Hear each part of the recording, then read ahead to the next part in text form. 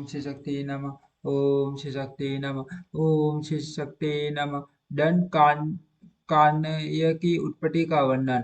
पुलस्त्य जी कहते हैं, अगस्त्य जी, ये अद्भुत वचन सुनकर श्री रघुनाथ जी ने विस्मय के कारण पुनः प्रश्न किया, मामूने वह वन जिसका विस्तार 100 योजन का था, पशु पक्षियों से रहित निर्जन सुना और भयंकर कैसे हुआ? अगस्त्य जी बोले, राजन, पूर्व काल के सत्ययुग की बात है। वैवस्वत मनु इस पृथ्वी का शासन करने वाले राजा थे। उनके पुत्र का नाम इक्ष्वाकु था।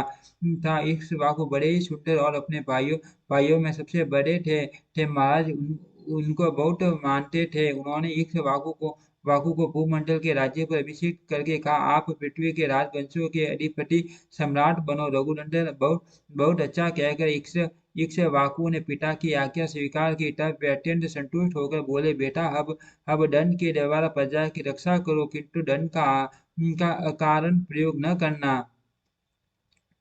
मनुष्यों के द्वारा अपराधियों को जो दंड दिया जाता है, वह शास्त्रीय विधि के अनुसार उचित अवसर पर प्रयुक्त होने पर राजा को स्वर्ग ले जाता है। इसीलिए माँ बाबू, आप दंड के समुचित प्रयोग के लिए सदा सचेत रहना है। ऐसा करने पर संसार में आपके द्वारा अवश्य परम परम धर्म का पालन होगा। इस प्रकार एकाग्र शीश से अपने पुत्र इक्ष्वाकु को बहुत से उपदेश दे महाराज मनु बड़ी प्रसन्नता के साथ साथ ब्रह्मलोक को सिधार गए। तत्पश्चात राजा इक्ष्वाकु को ये चिंता हुई कि मैं कैसे पुत्र उत्पन्न करूं। इसके लिए उन्होंने नाना प्रकार के शास्त्रीय कर्म यज्ञ यागादि किए और उनके द्वारा राजा को अनेकों पुत्रों की प्राप्ति हुई। देव कुमार के समान तेजस्वी राजा इक्ष्वाकु ने पुत्रों को जन्म देकर पितरों को संतुष्ट किया। रघुनंदन इक्ष्वाकु के पुत्रों में जो सबसे छोटा था, वह गुणों में सबसे श्रेष्ठ था। वह शूर और विद्वान तो था ही, प्रजा का आदर करने के कारण सबके विशेष गौरव का पात्र हो गया था। उसके बुद्धिमान पिता ने उसका नाम दंड रखा और विंध्यागिरी के 2 शिखरों के बीच में उसके रहने के लिए एक नगर दे दिया। उस नगर का नाम मधुमत था। धर्मात्मा दंड ने बहुत वर्षों तक वहाँ अकंटक राज्य किया। तदनंतर एक समय जबकि चारों ओर चैत्र मास की मनोरम छटा छा रही थी, राजा दंड भार्गव मुनि के रमणीय आश्रम के पास गया। वहां जाकर उसने देखा भार्गव मुनि की परम सुंदरी कन्या, जिसके रूप की कहीं तुलना नहीं थी, वन में घूम रही थी। उसे देखकर राजा दंड के मन में पाप का उदय हुआ और वह काम बाण से पीड़ित हो कन्या के पास जाकर बोला, सुंदरी, आप कहाँ से आई हो? शोभामयी, आप किसकी कन्या हो? मैं काम से पीड़ित होकर आपसे ये बातें पूछ रहा हूँ। वरारोय, मैं आपका दास हूँ। सुंदरी, मुझे भक्त को अंगीकार करो करो करो। अर्जा बोली, राजेंद्र, आपको मालूम होना चाहिए कि मैं भार्गव वंश की कन्या हूँ। पुण्यात्मा शुक्राचार्य की मैं ज्येष्ठ पुत्री हूँ। मेरा नाम अर्जा है। पिता की इस आश्रम पर ही निवास करते हैं।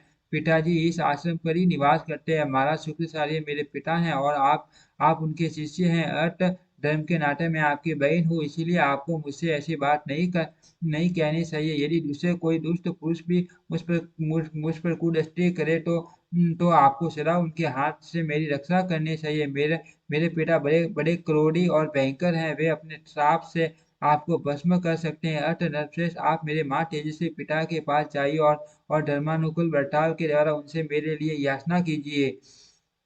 अन्यथा इसके विपरीत आचरण करने पर आप पर मान एवं घोर दुख आ पड़ेगा। मेरे पिता का क्रोध उबर जाने पर वे समूची त्रिलोकी को भी जलाकर खाक कर सकते हैं। दंड बोला, सुंदरी, आपको पा लेने पर शायद मेरा वध हो जाए अथवा वध से भी मान कष्ट भोगना पड़े। मुझे स्वीकार है वीरू, मैं आपका भक्त हूँ, मुझे स्वीकार करो।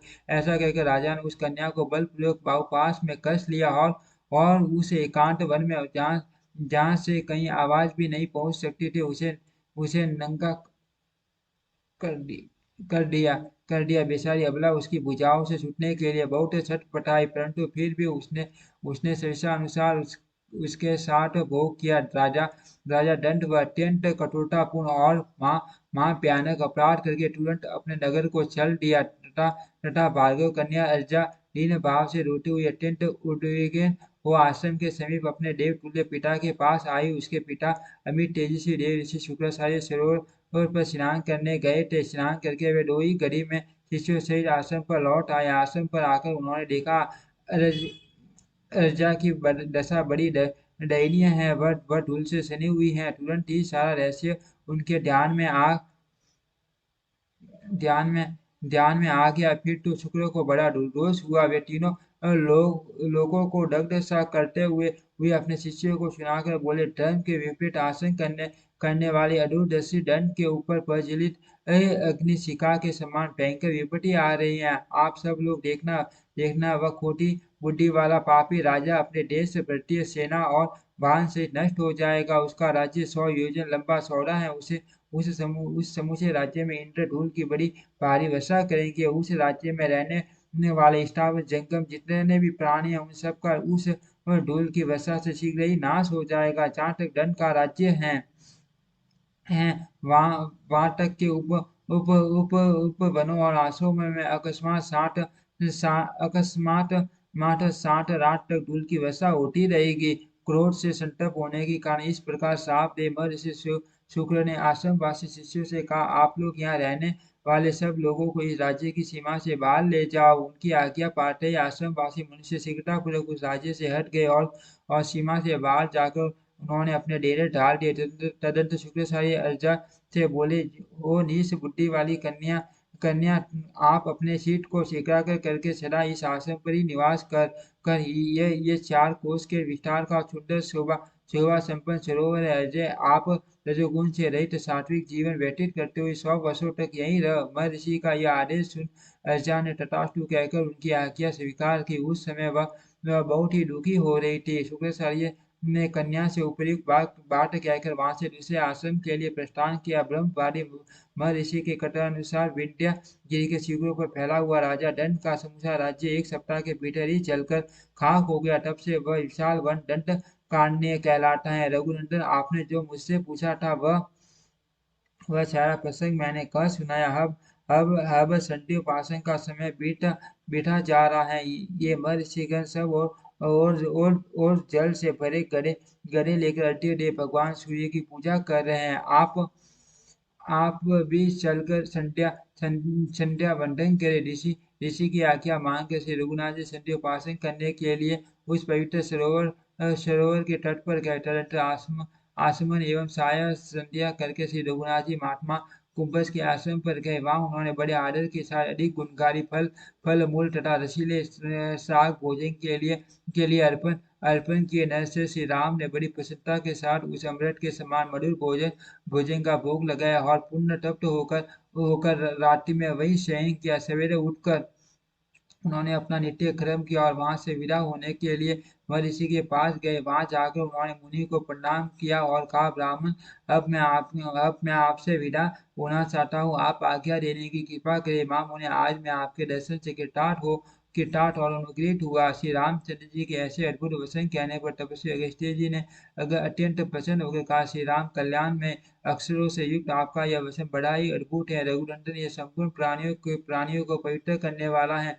जो मनुष्य आपको 2 घड़ी भी देख लेते हैं, वे समस्त प्राणियों में पवित्र हैं और देवता कहलाते हैं। रघुश्रेष्ठ, आप समस्त देहधारियों के लिए परम पावन हैं। आपका प्रभाव ऐसा ऐसा ही है। जो लोग आपकी सत्ता करेंगे उन्हें भी सिद्धि ही प्राप्त होगी। आप इस मार्ग से शांत एवं निर्भय होकर जाइए और धर्म पूर्वक राज्य का पालन कीजिए, क्योंकि आप ही जगत के एकमात्र सहारे हैं। महर्षि ऐसा कहने पर महाराज श्री रामचंद्र जी ने हाथ जोड़कर उन्हें प्रणाम किया तथा अन्य मुनिवरों को भी, जो सबके सब तपस्या के धनी थे, सादर अभिवादन करके वे शांत भाव से सुवर्ण भूषित पुष्पक विमान पर चढ़ गए। यात्रा के समय मुनिगणों ने सब ओर से उन पर आशीर्वादों की वर्षा की। ये समस्त पुरुषार्थों के ज्ञाता श्री रघुनाथ जी दोपहर होते होते अयोध्या में पहुंचकर 60वीं देवी में उतरे। तत्पश्चात उन्होंने इच्छा अनुसार चलने वाले उस परम सुंदर पुष्पक विमान को विदा कर दिया। फिर महाराज ने द्वारपाल से कहा, आप लोग कुटी से जाकर भरत और लक्ष्मण को मेरे आगमन की सूचना दो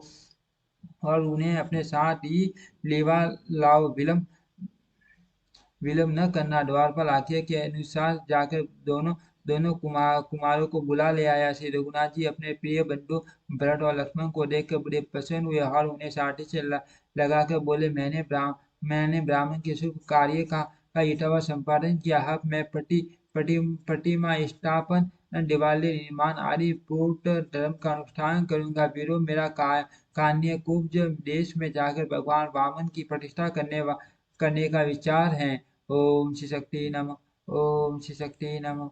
ओम श्री शक्ति